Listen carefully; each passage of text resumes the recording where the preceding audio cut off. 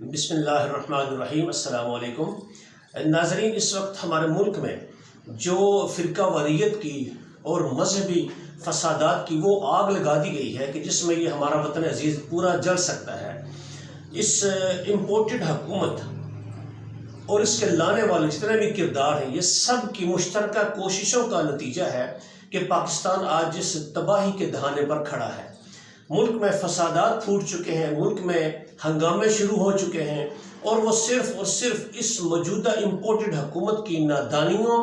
ان میں جو عمران خان کے خلاف بدلے کی آگ ہے اور اس کی مقبولیت کو کم کرنے کی جو آگ ان کے دل میں لگی ہوئی ہے، صرف اس کو پورا کرنے کے لیے انہوں نے پورے ملک کو آگ میں دھکیل دیا ہے۔ ناظرین، ہم لوگ تو برداشت کر لیتے ہیں نا اس ملک میں، کیونکہ ہمیں تو عادت ہے کہ جو سرٹیفائیڈ مجرم ہے جس کے اوپر کیسز ہیں، اور جو انہی عدالتوں سے جو ان کو ہر وقت انصاف دینے کے لیے تیار رہتی ہیں، انہی عدالتوں میں سے یہ ضمانتوں پر ہیں، اور جس دن اس نے حلف اٹھانا تھا شہباز شریف نے، اسی دن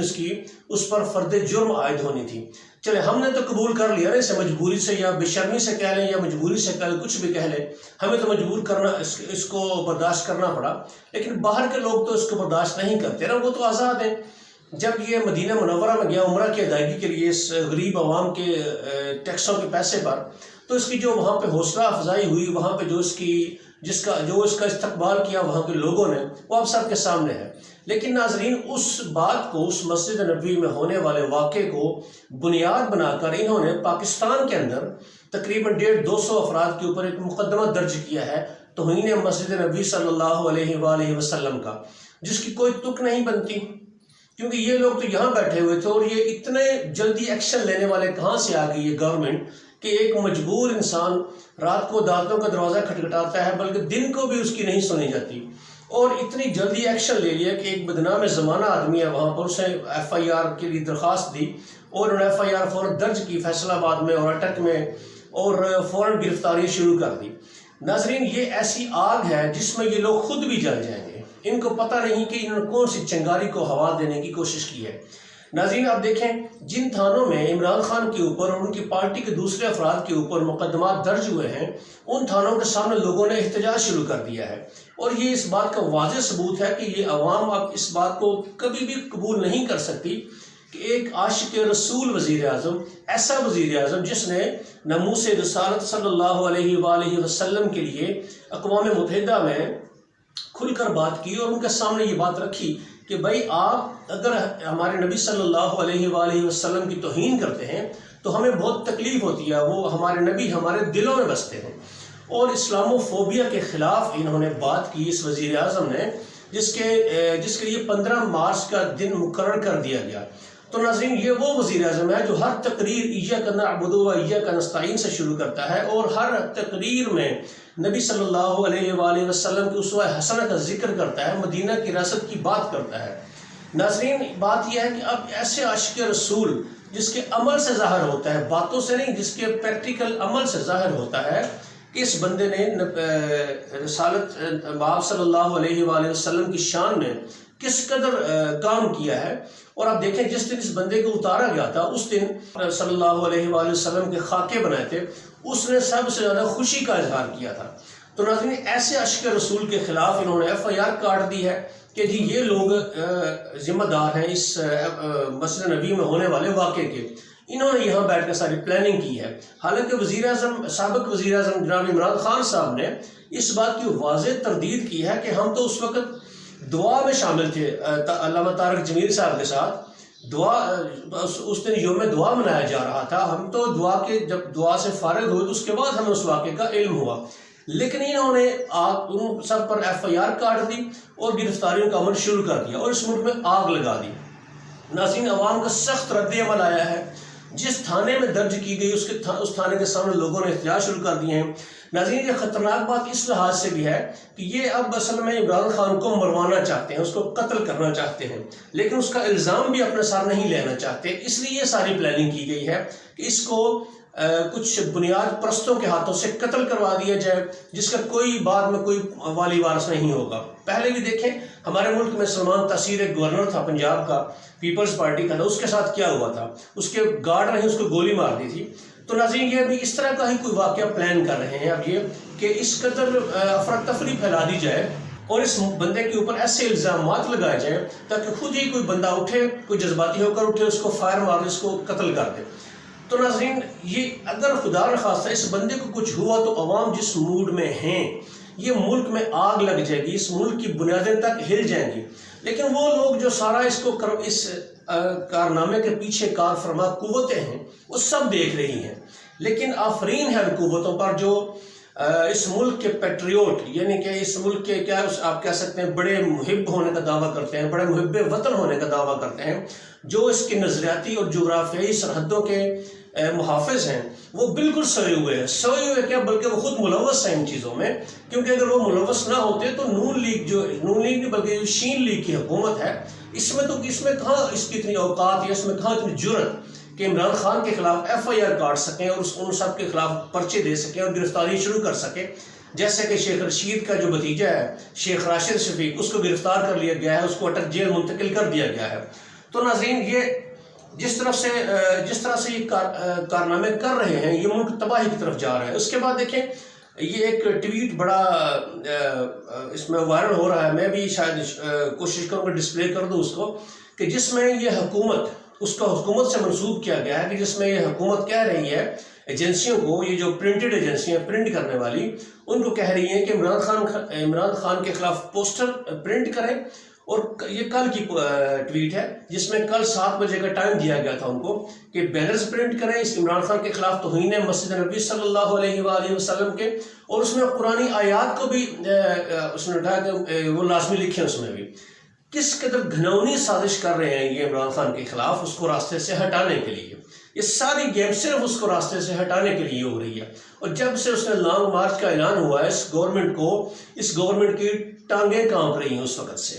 کیونکہ ان کو پتہ ہے کہ یہ لانگ مارچ کے سامنے نہیں ٹک سکیں گے، ان کو جانا پڑے گا۔ تو اس لیے ناظرین جو مقتدر حلقے ہیں ان کو اس بات کا نوٹس لینا چاہیے، اس ملک کو آگ میں جلنے سے بچانا چاہیے کہ وہ آگے آئیں، ان کو گھر بھیجیں اور الیکشن کا اعلان کریں، آزادانہ اور منصفانہ الیکشن کا اعلان کریں۔ یہی سارے کیورز کا واحد حل ہے۔ اس کے بعد جب ناظرین دیکھیں میں کچھ اور واقعات آپ کو بتاتا ہوں کہ ان واقعات کو جب دیکھتے ہیں تو پھر یہ ذہن میں آتا ہے کہ کوئی بھی ہمارا عالم دین جو اور کچھ ایسی جماعتیں جو یہ دعویٰ کرتی ہیں کہ وہ رسالت مآب صلی اللہ علیہ وآلہ وسلم کی شان میں گستاخی برداشت نہیں کر سکتی، لیکن عظیم وہ سوئی ہوئی تھی جب شہباز شریف نے چند پچھلے ہی دنوں تقریباً 1 ہفتہ پہلے میکرون جو تھا، جو فرانس کا میکرون ہے، جس نے اپنے ملک میں جو گستاخ رسول صلی اللہ علیہ وآلہ وسلم تھے ان کو کھلی آزادی دی، اس کو مبارکباد دی، اس وقت یہ کہاں سوئے ہوئے تھے؟ اس کے بعد یہ اس وقت کہاں سوئے ہوئے تھے جب مفتیٰ اسماعیل نے قرآنی آیت کا حوالہ دیا IMF میں جا کر کہ عمران خان قرآنی آیات کا حوالہ دیتا ہے جو کہ طالبان جیسے ہیں، جو کہ دہشت گردوں کے ساتھ ملی ہوئی ہیں۔ اس نے جب یہ قرآن کی توہین کی اس وقت یہ لوگ کہاں سوئے ہوئے تھے؟ اس کے بعد دیکھیں جب یہ ثناء اللہ، یہ جو ابھی وزیر داخلہ ہے جو سارا یہ ڈرامہ کر رہا ہے، اصل میں اس کا کوئی کردار نہیں ہوتا بیچارہ ہے، اس کے پیچھے جو قوتیں ہیں وہ کروا رہی ہیں اس سے۔ پھر بھی جس رانا ثناء اللہ جب کہا تھا، جب نواز شریف باہر سے آ رہا تھا عمران خان کی حکومت میں، تو اس نے کہا تھا کہ جو آدمی نواز شریف کا استقبال کرنے جائے گا اس کو حج کے برابر ثواب ملے گا، وہ حج کی طرح ہے، نواز شریف کا استقبال کرنا حج کی طرح ہے۔ تو اس وقت یہ کہاں سوئے ہوئے تھے؟ یہ عاشق رسول جو سو کارڈ عاشق رسول ابھی بنے ہوئے ہیں جو مقدمے درج کروا رہے ہیں، اس وقت یہ کہاں سوئے ہوئے تھے؟ اس وقت کیوں نہیں بولے؟ تو ناظرین اس بات سے بڑی کلیئر یہ بات ہو جاتی ہے کہ یہ لوگ اس واقعے کو پولیٹیسائز کر رہے ہیں صرف اور صرف عمران خان کو اپنے راستے سے ہٹانے کے لیے، اور کوئی ان کا مقصد نہیں ہے۔ یہ کتنے عاشق رسول ہیں یہ ہم سب بھی جانتے ہیں، ان کے بیانات ہم سب کے سامنے ہیں، ان کے کرتوت ہم سب کے سامنے ہیں، یہ کون سے عاشق رسول ہیں۔ اور ناظرین اس کے علاوہ ایک اور بات، جس ملک میں یہ واقعہ ہوا ہے سعودی عربیہ میں، اس ملک نے کہا ہے کہ یہ جن افراد نے کیا ہے نا، انہوں نے صرف ہمارے قانون کی خلاف ورزی کی ہے، ان کی نارمل سے ان کو پوچھ گچھ کی ہے، لیکن اس میں مسجد نبی صلی اللہ علیہ وآلہ وسلم کی توہین کا کوئی پہلو نہیں نکلتا۔ جس ملک میں یہ واقعہ ہوا ہے وہ کہہ رہا ہے کہ مسجد نبی کی توہین نہیں ہوئی، لیکن یہ مامے بنے پھرتے ہیں یہاں پر اسلام کے کہ یہ کہتے ہیں نہیں ہوئی ہے توہین اس کی۔ ناظرین اس کے بعد دیکھیں جب وہاں پہ نعرے لگے، اچھا ان کے خلاف نعرے لگے تو یہ توہین ہو گئی ہے، وہیں پہ جب جو بلاول بھٹو تھا، اس کے حق میں جب نعرے لگے اس کی تو بات نہیں کر رہی ہے. جب وہاں پہ جی اے بھٹو جی اے بھٹو جی اے بھٹو بلاول زندہ باد کے نعرے لگے تو وہ توہین نبی صلی اللہ علیہ وآلہ وسلم نہیں ہوئی. وہ بھی اگر یہ توہین ہے تو پھر وہ بھی توہین ہے. لیکن نہیں، جو اپنے دل کی بات ہے وہ جائز ہے، جو اپنے فائدے کی بات ہے وہ جائز ہے، جو اپنے فائدے کی بات نہیں وہ جائز نہیں ہے.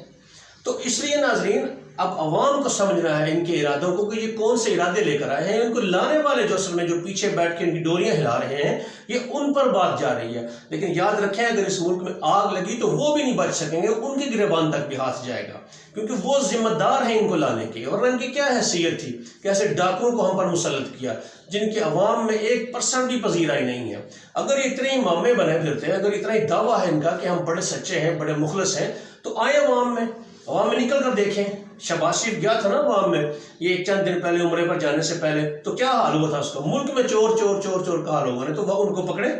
کہیں کہ کیوں چور کہہ رہے ہو بھائی ہمیں؟ یہ تو اس ملک میں نہیں پوری دنیا میں جہاں جائیں گے ان کو چور کہیں گے، کیونکہ ہے ہی چور. یہ اصل میں اس کے پیچھے گیم کیا ہے، یہ مسجد نبوی کا واقعہ کس نے کروایا، میں اگلی ویڈیو میں آپ کو بتاؤں گا کہ یہ کون میجر پلیئر کون تھا اس کے پیچھے. کیوں کہ کچھ بات میں ایک اشارہ سے آپ کو دوں گا میں بھی کہ بھٹو کا بیٹا جب زرداری کا بیٹا بلاول بھٹو اسی مسجد میں جاتا ہے اس کو کہتے ہیں جی اے بھٹو کا نعرہ لگاتے ہیں. حالانکہ وہ کم چور تو نہیں ہے، وہ نواز شریف سے بڑا چور ہے اس کا باپ. اس کو جی اے بھٹو کے اور اس کو چور کے ہیں تو اس کے لیے بھی چور کے، لیکن دونوں میں تفریق کر دی گئی. تو ناظرین اگلی ویڈیو میں آپ کو بتاؤں گا کہ اصل کردار کون تھے سارے واقعے کے، اور کون پیچھے بیٹھ کر اس سارے سچویشن سے فائدہ اٹھا رہا ہے، کون جل رہا ہے اور اس ملک کو کون جلا رہا ہے، اور کن کی مرضی ہے کہ عمران خان کو راستے سے ہٹانا ہے چاہے کچھ بھی ہو جائے. پتہ نہیں کون سے معاہدے کر لیے ہیں انہوں نے امریکہ کے ساتھ، پتہ نہیں کتنے ڈالر لے لیے، یا پتہ نہیں شاید ان کی بھی کوئی ویڈیو ہے کسی کے پاس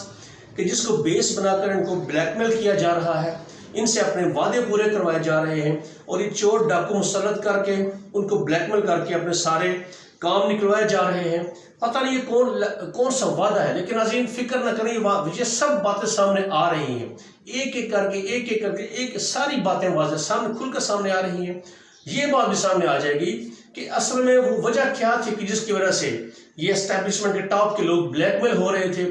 ہمارے ملک میں جو آگ لگائی جا رہی ہے اس کے پیچھے کون ہے؟ کیونکہ یہ شین لیگ کی حکومت ہے، اس میں تو اتنا دم ہی نہیں ہے. یہ 2 سیٹوں کی حکومت ہے، یہ تو اتنے بڑے کارنامے کر ہی نہیں سکتی، ان کی تو ضرورت ہی نہیں ہے اتنی. یہ خود ڈاکو، ان کو پتہ ہے ہم خود ڈاکو ہیں، تو یہ دوسرے پہ کیسے ہاتھ اٹھا سکتے ہیں؟ لیکن جو بھی ان کے پیچھے ہے ظاہر ہو جائے گا، ہو چکا ہے بلکہ، لیکن عوام ڈر رہی، اس کا نام زبان پہ نہیں لے رہی. لیکن سوشل میڈیا آپ اٹھا کے دیکھ لیں کہ لوگ کیا کیا کہہ رہے ہیں. نوشتہ دیوار کو پڑھیں، اس ملک پر رحم کریں اور اس ملک کو بچا لیں. ابھی بھی آپ کے پاس چانس ہے، لیکن بہت تھوڑا چانس رہ گیا. اب زیادہ وقت نہیں ہے آپ کے پاس کہ آپ اپنے ڈرامے بازی جاری رکھ سکیں اور عوام کی آنکھوں میں دھول جھونک سکیں. ابھی وقت ختم ہوتا جا رہا ہے، بہت تھوڑا وقت رہ گیا ہے.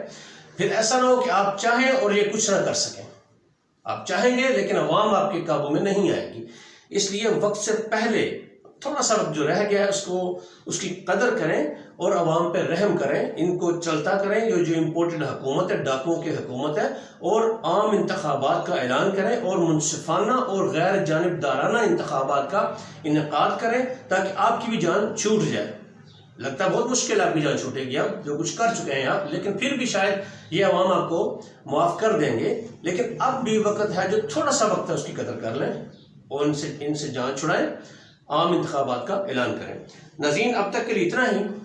اگلی ویڈیو میں بہت اہم باتیں آپ کو بتاؤں گا کہ یہ مسجد نبوی کے پیچھے جو واقعہ ہوا اس کا اصل کردار کون ہے، اور ملک کی جو موجودہ سیاسی صورتحال ہے جو تباہی کی طرف جا رہی ہے، اس سے کون فائدہ اٹھا رہا ہے، کون پیچھے بیٹھ کے خوش ہو رہا ہے، کون